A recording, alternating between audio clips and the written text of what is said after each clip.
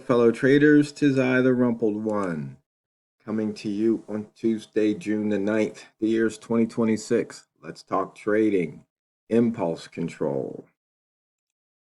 These videos are for educational purposes only. Your results may differ from mine.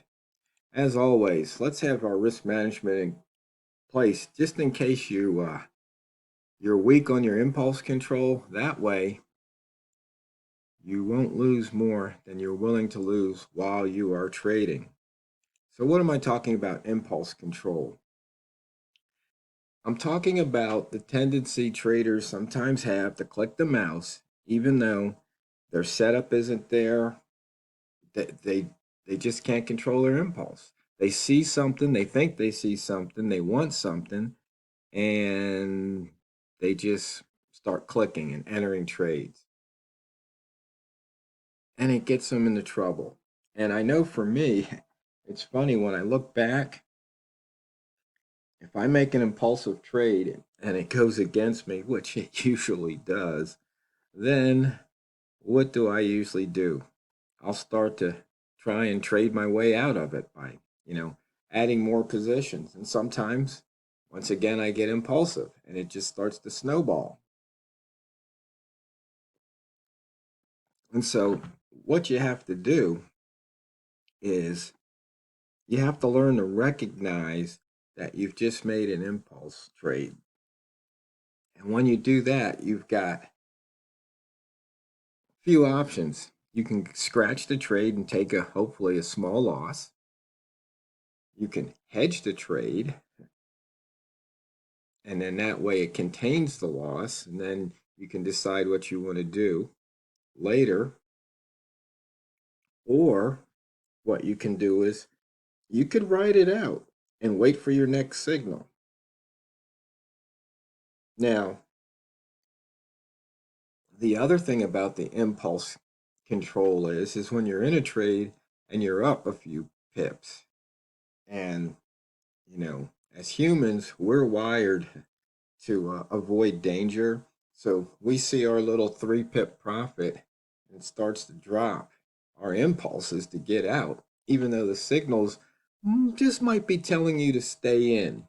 Your trading plan might say, no, you need to wait for it to get to here to exit. Or you might have some line. No, you got to wait for it to touch that horizontal line or cross below that horizontal line if you were long before you get out. But now you're a little impulsive. You click that mouse, you wrap up your 2.3 pip profit only to see it go another 10 pips in your direction. So once again, what do? Take your hand off the mouse. Sit on your hand. Um, and I say that I laugh, but that's sometimes literally what you have to do to control your impulse. And then, but the thing is, that's kind of like a band-aid. What you have to do is eliminate the impulse altogether so you don't do it. How do you do that? You focus on your plan. If you need to, you can put notes on your chart. You can put stickies on your screen. You do whatever it takes. Maybe instead of having the buy and sell buttons, sitting up here, you switch them off. So in order to enter a trade, you have to actually, click the Alt T to get into that trade. Or you right click and then you click on one click trading. Anything to slow you down so you don't make that impulse. Because think about it.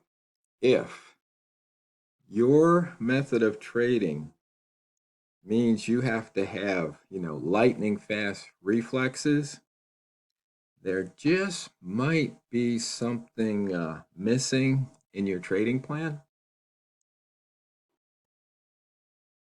Um,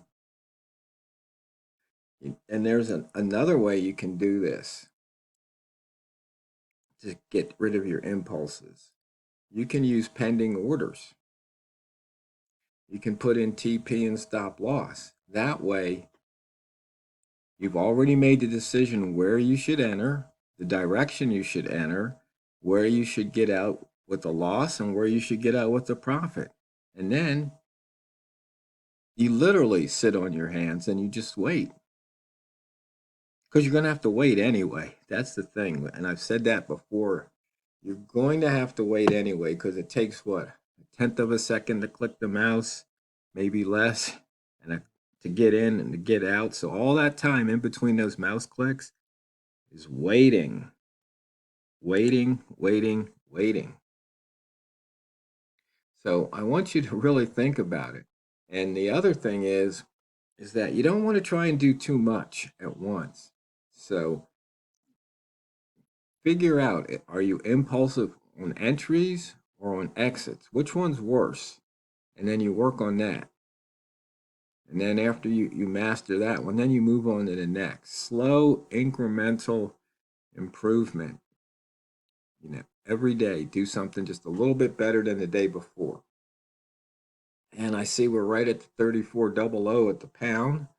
Oh, 49 pips off the monthly open, 84 off the high, 94 off the low. We look at the week, we're 76 pips above the weekly open, 11 off the high, 93 off the low. And all the weekly open gaps are filled now. For the range, we broke out of the opening range for the week, which was yesterday's high. We're 29, 30 pips above that level. We popped into the opening range for the month, but we're now below it by about 9 pips, and that's at 34.066.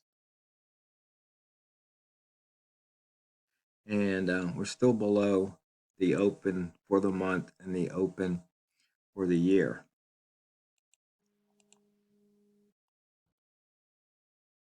Hey, Walmart, you can join the video. Speaking of the year, we're 59, now 60 pips below the yearly open, 471 off the high, 239 off the low. We got Walmart. He's back from vacation. How you doing, Walter? Until I just went and coughed to death, I was doing great.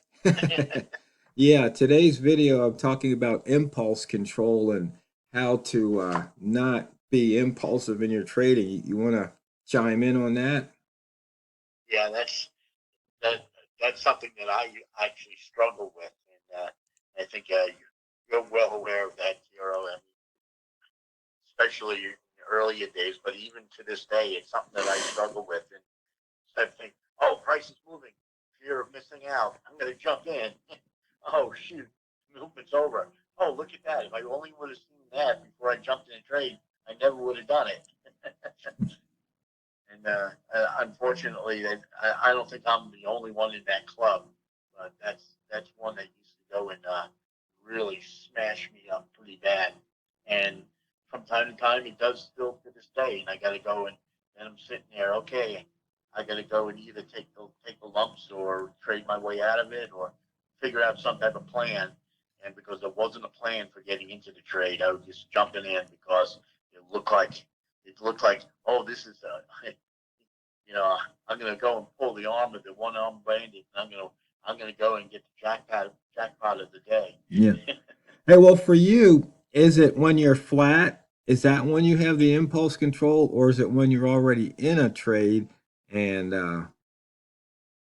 you It's want to? usually when I'm flat, and not only I'm flat, but I've been flat for a long time. Meaning it's the type of thing where the market's not moving, the market's not moving, the market's not moving, and all of a sudden there's some type of you know sorry for using the same word, but impulse in the market where the market just goes and just, takes a hiccup and jumps up, 2, 3, 4 pips, whatever it may be. Uh, and there was no reason for it other than some guy somewhere went and dumped a bunch of stuff or bought a bunch of stuff and it just caused the market to temporarily hiccup. That's usually when it happens to me. And so like, oh man, I've been waiting for, sometimes it's like, if you remember earlier today, Tiro, where I was complaining. Meanwhile, I'm not even trading really today, but I was complaining about it. Oh, look at this. We've gone for an hour and 15 minutes, and the range for the last hour and 15 minutes is 7 pips. And it's the type of thing where as opposed to looking at the chart saying, okay, I'm going to go long if this happens, or I'm going to go short if that happens. It's sort of like it moves. I'm going in that direction, because it's got to move. Statistically, it's got to move, right? Well, the problem is, you're right. Statistically, it's got to move, but it doesn't necessarily mean it's got to move in the direction you've chosen. Yeah, and today you mentioned that the market's not doing anything, and suddenly it goes up. I mean, about an hour or so ago, I think we saw that happen where it ran all the way up to like 34.10 Right. out of nowhere. And for no reason. There's Yeah, no news, yeah, nothing really spurred on. It was just some guy someplace sitting there saying, "I got to go and buy a bunch of pounds," and then just moved it up. yeah. But the thing is, you can if you now. I'm not saying that that's a bad trade to go and jump into it, something like that happening, but you need to go and have a plan for how you're going to execute that. Where's your exit point? What is going to be the reason for your exit? Both on a if it's winning or if it's losing. Sort of like I know, like you like to go and say, if I see a one ball, I'm getting out.